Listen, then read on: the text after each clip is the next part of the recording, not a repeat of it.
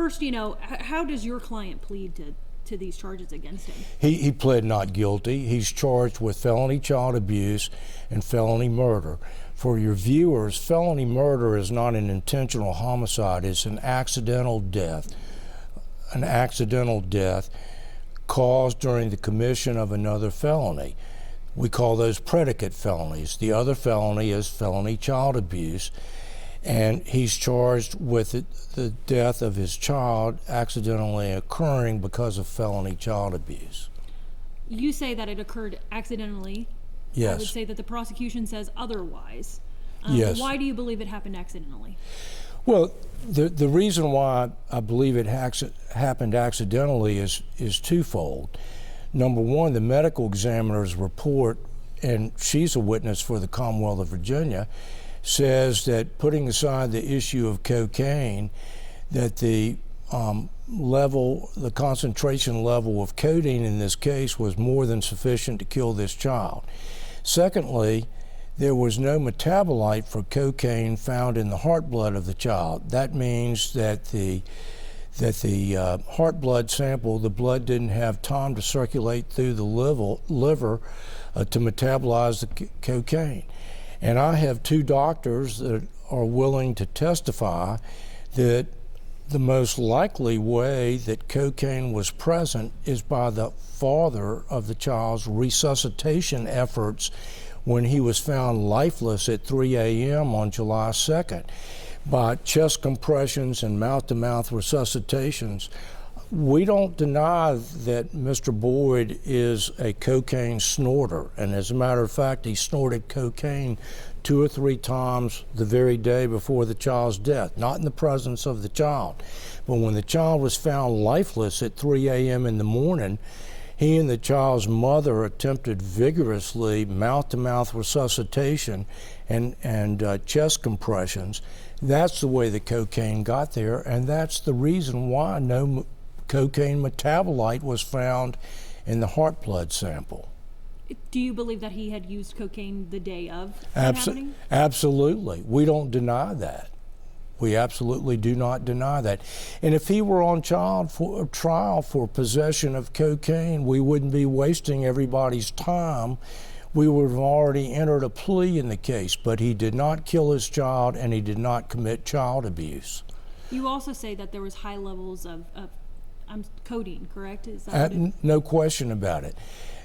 There was a heart blood sample taken by the state medical examiner, and it's measured in terms of nanograms per milliliter, which doesn't mean anything to you and I and probably most of your viewers, but let's just call it 1,000. 1,000 was found. That is a high level of codeine, and the medical examiner for the state says in and of itself it was sufficient to cause death. And you mentioned before, you plan to have a medical negligence case after this. Yes, we plan to file a medical negligence action, a wrongful death action due to the death of a little child, 4-year-old child, Cam Boyd. And as we were talking momentarily, not only is codeine black boxed on the Food and Drug Administration website, which warns that's the strongest warning the FDA gives. It tells physicians, do not prescribe this to any child under 12. Cam Boyd was 4 years old because of the high incidence of death and respiratory depression. Furthermore, to compound the problem, this particular doctor measured the dosage in terms of pounds rather than kilograms, and the child was dosed with 4 to 7 times more of codeine than should have been prescribed, when none at all should have been prescribed. He didn't have a fighting chance. It's tragic. I don't have the right words to describe it.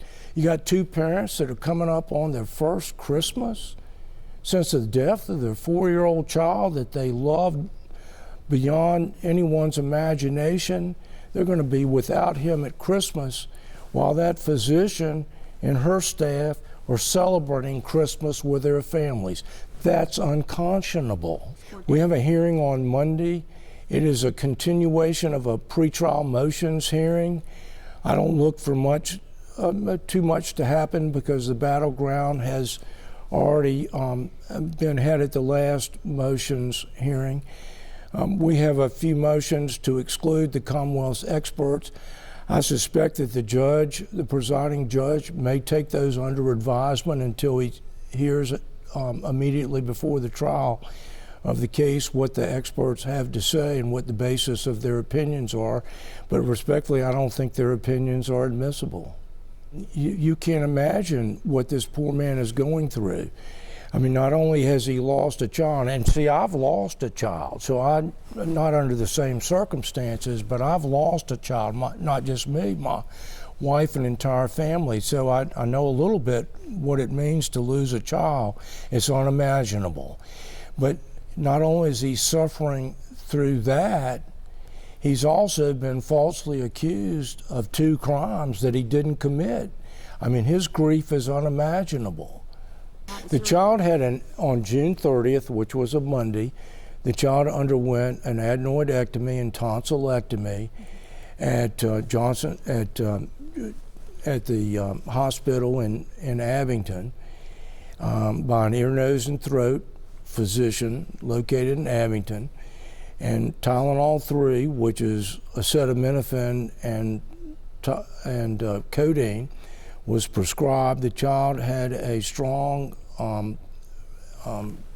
reflex, gag reflex, so he was unable to take oral medications. Consequently, it was compounded at another pharmacy in Abington, and it was recommended that the child take that for pain every 4 to 6 hours. The child's mother, who is just a wonderful human being, as is his father, kept a log of every time that she administered one of those suppositories. There were 5 administered. 4 were administered by her, none of them outside of the prescribed limits. 1 was administered while she was at work on Tuesday, July the 1st by the child's father at around 2:15. The last one, the 5th one, was administered by the child's mother at approximately 11:07 p.m. And the child, on Tuesday, July the 1st, the child was found dead, lifeless, 4 hours later at 3 a.m. in the morning. So the child had to die sometime between 11, when he was last known to be alive, and 3 a.m. when he was found lifeless. And I'll tell you one more thing. The child slept on the sofa in the living room with his mother. When she got home from work at 5 p.m. that afternoon, that child never left her sight except for 10 minutes when she went to take a shower at 9. But he slept on the sofa with the child, with the mother. So there's no way Dad could have administered any cocaine to this child between 11:07, when both mother and child fell asleep, up until 3 a.m. when he was found dead. It's impossible.